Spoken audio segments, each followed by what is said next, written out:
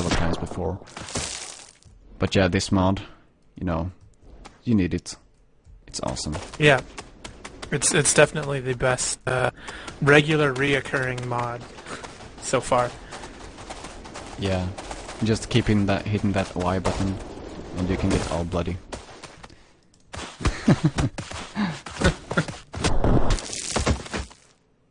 So awesome stuff. Well done, Last, as usual. We hope you'll keep making these and maybe do some keep updating it, making it better. So well done. Let's take a look at what he's writing about this. Okay, so I have this week blood mod installation. For installation, he changed some keys. X isn't resetting blood decals underground, as I said. He moved X function to the point key, so that both revives the characters and removes the decals. He added blood dripping functions all over your AI and your body if you press Y. And yeah, that's it for the blood mod. And he has a nice promotional image right here, so that's also cool. Let's move on to the next segment of the show, which is the tweets and news segment. And the first up, we have the snow level that was released, or well, I guess not released. Well, I guess released. Yeah, you tell us what happened, Anton. Well, I mean, some of the assets for the snow level weren't properly released, and I sort of went through the XML files and found out what was missing, and pestered Jeff until he gave me copies of them, and then he said I'd go ahead and post them on the forum so that you can download and load this level yourself. But he also said that it will be included in next week's alpha. So, so if you do decide to download it from the forum, just be prepared that none of the cache files are on your computer. So the first time you load it, it may seem like the game has frozen, but it's calculating stuff. Yeah, it's simplifying the terrain, as it says. Doing all sorts of cool and epic stuff that you don't get to see. So yeah, I'm going to switch to your stream now. You ready? Sure. Shouldn't tell that there. Okay. Boop-be-doo.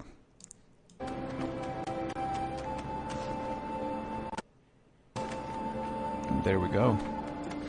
So if you guys can see it as you run around on certain areas, not everything, but certain areas are icy, and so you'll slip and slide around. I can hear you twice now, actually. I can hear you through the stream and through Mumble.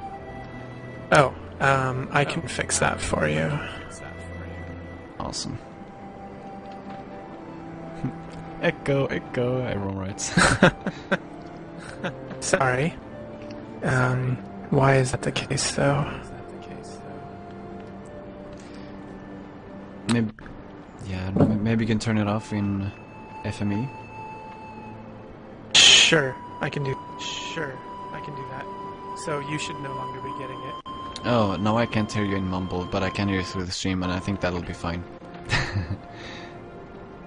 Right. That's what I thought you said I should do. So, anyway, you're gonna now be delayed talking to me, so I'm just gonna show off. As I run around, you can see that certain areas I start to slip and slide, and it's kind of fun. Yeah. And I threw in a character so you can watch as he tries to follow me. He slides around as well.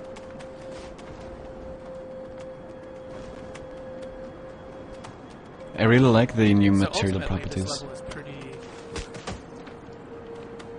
Yeah, and I'm not sure how they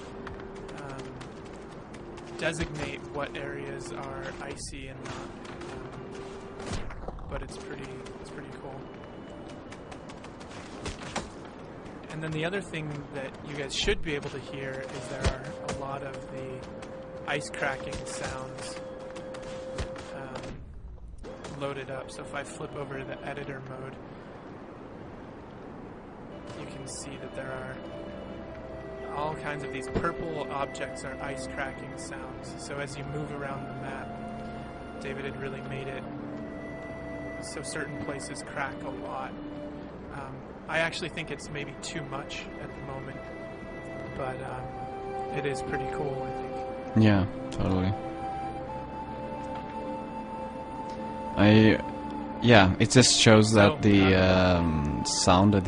ambient sounds work really well when you just use them in the way they're intended. True. David had actually left all these weapons and the plank here, so I think he's been playing around throwing weapons into wood also. It's not just all of us, it's the developers too. Yeah. I got it to stick in the ground. It's kinda cool. Better than nothing, I guess. Exactly. So yeah, this level is something that the community has been requesting in the forums and stuff, so it's really cool that they have released it, and as you said, it will be available in the next alpha. But if you don't want to wait until then, you maybe want it now. You just go to the Wolfire forums, and then there's a topic there called Snow Level ? And in there, Anton has posted the link to where you can download it and stuff. So that's really, really cool stuff. Yep. And I think that's all, right? Anything else you want to add? No, I think that's it. It's a cool level. I've seen it go through several iterations, and I don't know if you guys remember, there was a great screen capture that was sort of I used it as a desktop image from about right here. I missed that image. I might have to load it in again. Yeah. So I think this map has been around for a long time. But anyway, that's it. Yeah. So switching back to my stream. Okay. So don't forget to unmute yourself and mumble as well. I did not do that. I did not forget to do that. Good. I'm going to try and figure out why I was being sent to the wrong place, though. Yeah. It's no problem. I hope people heard you okay. At least I heard you okay, so that should be fine. So let's move on. That's the snow level. Very, very cool stuff. Next up, we have just a few quick news items that we're going to talk about briefly. First, we have a tweet saying that David is working on improving the ledge climbing system. He would like to avoid any manual ledge tagging if possible, so he does not... Yeah, he wants to improve the ledge climbing system, and with this last sentence, he means that he does not want the like modelers or mappers, I guess. He doesn't want the mappers to have to designate like specifically what edges should be climbable and what edges should not be climbable. So which I think is awesome. Yeah, I mean, if you can get it to work, that'll be great. But kind of at the same time, it feels like designating that would perhaps be the best way. But yeah, if he can get it to work like perfectly without that, I have nothing against that either, of course. Right. Yeah, I guess we'll see. Yeah, we'll see. Next up, improved character physics. Another tweet by David. Adding some caps and walls to collision response velocities, which should make it a lot more robust against exploding collisions.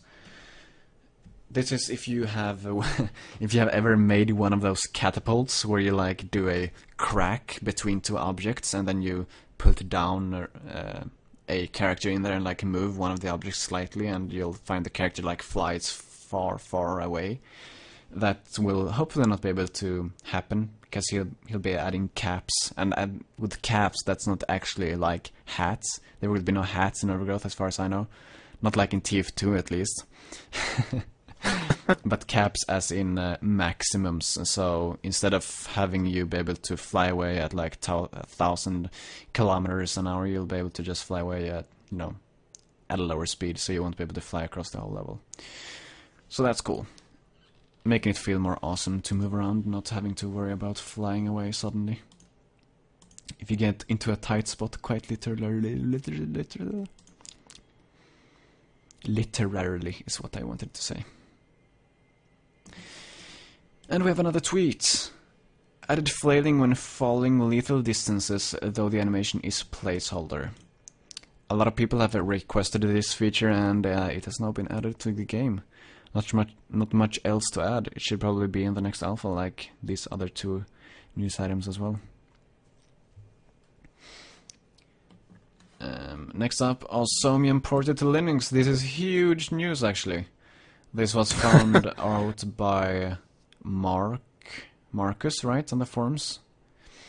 And it's a post by, you know, the guy who makes Awesomium. Awesomium, if you didn't know, Overgrowth uses actually web pages for all of their user interface. So when you're selecting your level, you're actually doing that through like HTML file, basically.